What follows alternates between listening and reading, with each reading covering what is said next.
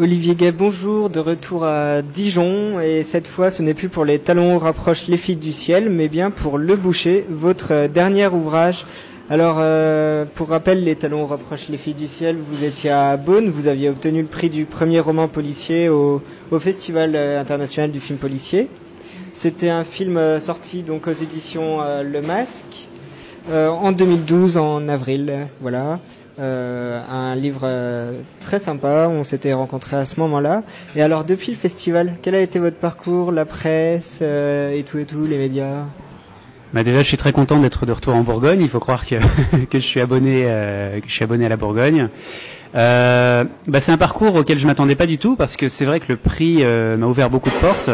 Donc je pensais que le livre marcherait et en fait ça a été un vrai succès avec beaucoup. Alors vous parlez de presse, avec beaucoup d'articles de presse dans la presse généraliste, mais aussi et surtout d'ailleurs dans la presse féminine.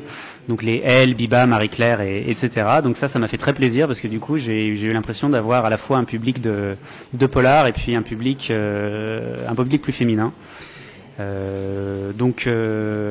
Du coup, grâce à ça, c'est vrai qu'aujourd'hui, quand on s'était vu, c'était simplement un loisir que j'avais, l'écriture, et aujourd'hui, je suis écrivain à temps plein.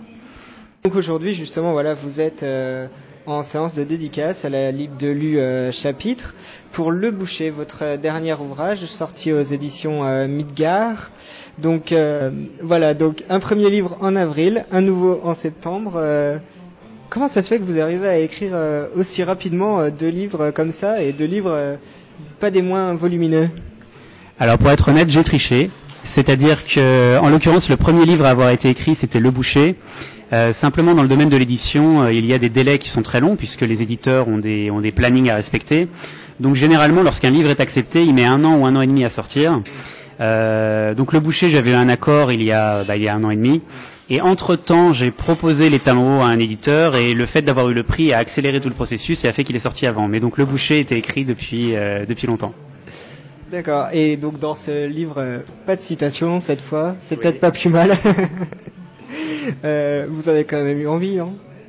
Oui, c'est vrai que du coup c'est un roman qui se passe donc un roman d'heroic fantasy, donc qui se passe dans un Moyen Âge alternatif.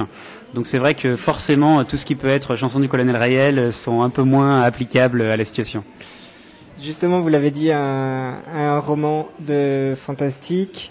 Votre dernier, c'était un roman policier, 2 genres complètement différents. Comment on arrive, pourquoi avoir changé totalement de genre, dans n'importe quel sens d'ailleurs? Alors déjà parce que je lis les deux et j'aime beaucoup les deux. Pour moi, c'est 2 types de littérature très populaires en fait qu'on retrouve. D'ailleurs, quand on regarde dans la plupart des librairies, les rayons science-fiction, fantasy et policiers sont souvent assez rapprochés. En l'occurrence, j'avais donc, comme je disais, écrit le roman Le Boucher en premier, et c'est on en parlera, mais c'est vrai qu'il y a une intrigue policière dedans, une recherche d'un coupable. Et en le lisant, j'ai un certain nombre de personnes qui m'ont dit mais pourquoi est-ce que tu n'écrirais pas quelque chose de plus contemporain avec le même type d'intrigue? Et ça a été le coup de pouce pour écrire Les Talons Hauts. Et encore une fille, la victime, décidément un vrai acharnement à croire que vous êtes le petit-fils d'Hitchcock. Pourquoi autant d'acharnement sur les femmes? C'est vrai que je ne me suis pas posé la question, mais souvent mes héros ou mes personnages principaux sont masculins, tout simplement parce que c'est plus facile de se mettre dans la peau, pour moi, à décrire d'un point de vue masculin, et que l'un des leviers qui fait le plus facilement bouger les hommes, c'est les femmes. Donc voilà, dans le cas du Boucher, c'est une relation père-fille. Dans le cas des Talons Hauts, c'était plus une relation de couple. Mais dans les 2 cas, c'est vrai que c'est des relations qui sont très fortes et qui sont des leviers de motivation importants. Et alors 600 pages, ça fait beaucoup, ça peut faire trop, mais ça se lit très bien. Et en plus, à la fin, on peut lire fin du tome 1. Alors, à quand le tome 2? Alors le tome 2 est déjà écrit. En fait, lorsque j'ai présenté le projet à l'éditeur, tout était déjà écrit, donc il a tout lu. Simplement, sa décision, qui est une bonne décision, c'est de se dire qu'un pavé de 1200 pages serait pas forcément bien accepté. Et puis il y a aussi une logique de prix, tout simplement, parce qu'on a fait des efforts sur les tarifs. Donc du coup, ça a choisi d'être coupé en 2 et effectivement de laisser un moment où le suspense est à son comble, en tout cas j'espère. Voilà, et pour laisser du suspense, on dira pas qu'on a trouvé ou pas le méchant à la fin. Voilà. Et est-ce qu'on le retrouvera peut-être à la fin du tome 2, ou est-ce qu'il y en aura un nouveau, ou est-ce qu'il y aura davantage de rebondissements dans le tome 2 s'il en faut autant de pages que celui-là?